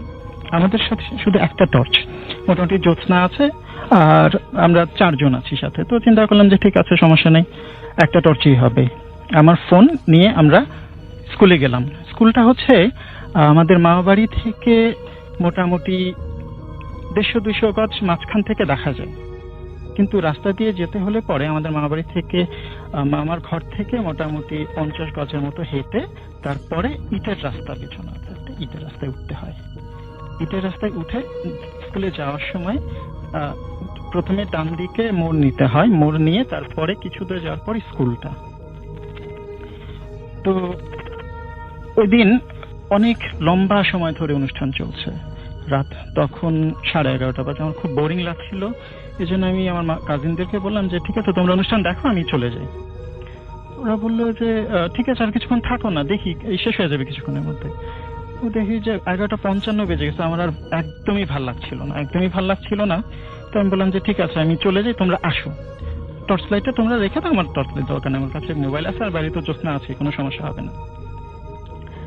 তো আমি ঠিক যখনই রাস্তায় উঠলাম স্কুলের কম্পার্টমেন্ট ছেড়ে, ইলেকট্রিসিটি চলে গেল। ঝিঝি পোকা যে শব্দ করছিল, আমি 2-3 পা হাঁটার পরেই ঝিঝি পোকা সম্পূর্ণ শব্দ বন্ধ হয়ে গেল। আশেপাশে কোনো শব্দ নাই, মাইক বন্ধ, ইলেকট্রিসিটি চলে গেছে, সম্পূর্ণ নিস্তব্ধ একটা পরিবেশ। হঠাৎ করে সেই পাখিটা আবার ডেকে উঠলো। জ্যোৎস্না ছিল, কিন্তু সাডেনলি আমি পুরো ব্লাইন্ড হয়ে গেলাম। আমি চোখের সামনে কিছু দেখতে পাচ্ছিলাম না, একটা পা ফেলে যে যাব সেই উপায় পর্যন্ত আমার ছিল না। আমি খুব আস্তে আস্তে পা মেপে সামনের দিকে আগানো শুরু করলাম, কারণ যেহেতু পরিচিত রাস্তা আমি চলে যেতে পারবো এই মনে করে। মোবাইলের ব্যাটারি এত লো ছিল যে মোবাইলটাও এলো বন্ধ হয়ে। মোবাইল বন্ধ হয়ে যাওয়ার পরে চিন্তা করলাম যে আচ্ছা ঠিক আছে সমস্যা নেই, আমি তো রাস্তা চিনি, আস্তে আস্তে আগাই। তুমি হাঁটছি অনেকক্ষণ হয়ে গেছে। অনেকক্ষণ হাঁটার পরে আমার মনে হলো কি ব্যাপার, আমার মামা বাড়ির ওই রাস্তাটা পর্যন্ত যেতে তো আমার এতক্ষণ লাগার কথা না। তো কিছুটা ফটকা লাগলো মনে ভিতরে, আছে এতক্ষণ লাগবে কেন? আমি আসলে কিছুই দেখতে পাচ্ছি না, আমার আশেপাশে ডানে বামে কোনো কিছুই দেখতে পাচ্ছি না। হঠাৎ করে আমার কাছে একটু ভয় লাগলো, শরীরের ভেতরে কেমন জানি গা ছমছম করে উঠলো। তো আমি করলাম আয়াতুল কুরসি পড়া শুরু করলাম। যখনই আয়াতুল কুরসির মাঝামাঝি পর্যায়ে এসেছে, আমি কোন একটা গাছের সাথে প্রচন্ড জোরে বাড়ি খেলাম। বাড়ি খেয়ে কপালে হাত দিয়ে বসে পড়বো, বসে না পড়ে দাঁড়াইলাম। দাঁড়ায় ভালোভাবে আয়াতুল কুরসিটা তখন একটু স্পিডে পড়া শুরু করলাম। তো দেখলাম যে আমি আসলে যেখানটা দাঁড়িয়ে আছি সামনে একটা কবরস্থান, ভেতরে দেখা যাচ্ছিল না কবরস্থানে কয়টা কবর আছে, আর কয়েকটা বাঁশ ঝাড় আছে। রাস্তার এই পাশ থেকে ওই পাশে চলে গেছে, একটা বাঁশ নিচের দিকে থাকে, ওই বাঁশটার সাথে আমি ধাক্কা খেয়েছি। তো আমি বললাম যে না, মামার বাড়ি এই রাস্তা তো বাঁশ থাকার কথা না, বাঁশ গাছ থাকার কথা না, রাস্তাটা তো নিতেন ক্লিন, এই পাশে গাছ আছে ঠিক আছে, কিন্তু এরকম কোনো কিছু তো নাই। তো আমি আয়াতুল কুরসি পড়ছি, তারপরে পিছনে ফিরে তাকানোর পরে দেখি যে ওই যে দূরে পিছনে আমি আমার মামা বাড়ির যে ঢোকার এন্ট্রিয়েন্সটা সেটা ফেলে এসছি। ওই এই জায়গাটা আসার জন্য ওই এন্ট্রিয়েন্স থেকে তীক্ষ্ণ একটা বাঁক নিতে হয় ডান দিকে। আমি যে এত দূর এসছি, এই পর্যন্ত এসছি, আমি একটাবারের জন্য বুঝতেও পারিনি যে আমি ডান দিকে বাঁক নিয়ে এই জায়গাটা পর্যন্ত এসেছি। পরিবেশটা খুব থমথমে হয়ে গেছিল, সেটা আপনি খেয়াল করেছিলেন যে জ্যোৎস্না ছিল, জ্যোৎস্না নেই, জ্যোৎস্না ছিল, শব্দ ছিল, শব্দ নেই, পাখির ডাকটা কন্টিনিউ চলছে, ঝিঝি পোকা ডাকছে না, শিয়াল ডাকছে না, সম্পূর্ণ একটা অদ্ভুত পরিবেশ। তো আমি যখন আয়াতুল কুরসি পড়ছিলাম ঠিক তখনই গিয়ে আমি ওই বাঁশের সাথে বাড়িটা খেলাম। বাড়ি খাওয়ার পরে তারপরে যখন আমি পেছনে ফিরে তাকালাম তখন আপনি বুঝতে পারলেন অনেক দূর চলে এসেছি, এবং তখন জ্যোৎস্নাটা আমি দেখতে পাচ্ছি যে হ্যাঁ জ্যোৎস্না আবার আলো দিচ্ছে। তো তখন মনে হলো এরকম একটা কোইন্সিডেন্স হতেই পারে, জ্যোৎস্না তো মেঘের আড়ালে ঝেঁকেই যেতে পারে, কিন্তু তখন পর্যন্ত কিন্তু পাখি ডেকেই চলেছে, এবং ওই দিনই আমি অনেক লম্বা সময় ধরে পাখিটাকে ডাকতে শুনছি। তো আমি ঘুরে যখন আবার পেছনের দিকে আসতে থাকলাম, আমি শুনলাম ওই যে আগের রাতে যে শব্দটা শুনেছি, কেমন একটা শব্দ, সেটা আমার পেছন পেছন আসতেছে। তো আমি করলাম কি, নিজেকে আরো শান্ত করলাম, আরো শান্ত করে একদম ভয় পাওয়ার কোনো ভাব নিজের মধ্যে তৈরি করলাম না। খুব শান্তভাবে যে গতিতে আমি ওই পর্যন্ত গিয়েছিলাম তার থেকে দ্রুত গতিতে, মানে আস্তে আর কি, মন্থর গতিতে আবার বাড়ি থেকে ফিরতে শুরু করলাম। আমি কিন্তু আয়াতুল কুরসি কন্টিনিউসলি পড়ছি। যখনই একবার শেষ করছি, শেষ করে আরেকটা শুরু করার মাঝখানে ওই শব্দটা মনে হচ্ছিল আমার কানের কাছে চলে এসছে, কান পর্যন্ত চলে এসছে। আবার যখন শুরু করতেছি আবার পিছনে চলে যাচ্ছে। এইভাবে করে আমি যখন আস্তে আস্তে আস্তে আস্তে আমার মামার বাড়ি পৌঁছানোর পরে যখনই দরজাটা ধাক্কা দিলাম, ঠিক তখন ইলেকট্রিসিটি চলে আসলো। শব্দ, ঝিঝি পোকা ডাকছে, শিয়াল ডাকছে, মাইকের শব্দ, মাইকে আবার শব্দ হচ্ছে, তো সবকিছু অ্যাজ ইউজুয়াল। তো তারপর আমি ভেতরে ঢুকলাম। ভেতরে ঢুকে আমার কাজিনরা তারপর ওরা চলে এসছে ততক্ষণে। তো চলে আসার পরে বললাম যে আসলে এরকম এরকম একটা ঘটনা হয়েছে, আসলে অতদূর পর্যন্ত আমি চলে গিয়েছিলাম। তো এই শব্দটা আমার মানে এই কথাটা আমার মামি ঘুমিয়েছিল, কিন্তু সে উঠে গিয়েছিল। আমরা ঘরে ঢুকেছি শব্দ পেয়ে, সে দৌড়ে এসছে আমাকে, এই দৌড়ে এসে জড়ায় ধরলে বললো যে তোমার কোনো ক্ষতি হয় না তো, কোনো অসুবিধা হয় না? তো আমি না। তো সে আমার জন্য পরা পানি নিয়ে আসলো, যে মফস্বলে যে জিনিসটা হয়। তো আমি খাইলাম, তাকে অন্তত পক্ষে শান্ত করার জন্য খাইলাম। খাওয়ার পরে বললাম যে আসলে ওইখানে কি কোনো সমস্যা আছে কিনা। তো উনি বললেন যে না, এখন আর কোনো কথা নেই, এখন আজকে লিখতেও বসো না, আজকে ঘুমায় যাও। তো আমি চিন্তা করলাম ধুর কি করবো, সমস্যা নেই। তো আমি আমার লেখাটা রাত্রবেলা লিখলাম। লিখে সকালবেলা ঘুম থেকে ওঠার পরে উনি আমাকে বললেন, কিছুদিন আগে ওই জায়গাটাতে দুটা মেয়েকে কবর দেওয়া হয়েছে। মেয়ে দুটোর সম্পূর্ণ অপমৃত্যু হয়েছিল। তারা প্রথমবার দাদা বাড়িতে বেড়াতে গিয়েছিল। বেড়াতে যাওয়ার সময় ওইখানে যে যেতে হয় সম্পূর্ণ নৌকা করে, মানে একদম রুট এলাকায়, খুবই ট্রান্সপোর্টেশন খুবই বাজে অবস্থা। তো নৌকায় করে যেতে হয়। লঞ্চ থেকে নেমে তারা নৌকায় করে যখন তাদের বাড়ির ওই ঘাটে উঠছিল, তখন দুইজন একসাথে ওই নদীতে পড়ে যায়। পড়ে যাওয়ার পরে ওইখানে তারা প্রায় 7 দিন পর্যন্ত ফায়ার সার্ভিস থেকে শুরু করে নিজেদের উদ্যোগে জাল দিয়ে সম্পূর্ণ নদীটা চষে বেড়াইছে। কোনো জায়গায় তাদের বডি পর্যন্ত পায় নাই। না পাওয়ার ফলে তো মোটামুটি মানুষজন যখন হাল ছেড়ে দিয়েছেন, আর পাওয়া সম্ভব না। ঠিক 7 দিন পরে ঠিক একই জায়গা থেকে মেয়ে দুটো ডেড বডি ভেসে উঠছে। মেয়ে দুটো ডেড বডি ভেসে ওঠার পরে ওদেরকে নিয়ে এসে ওইখানে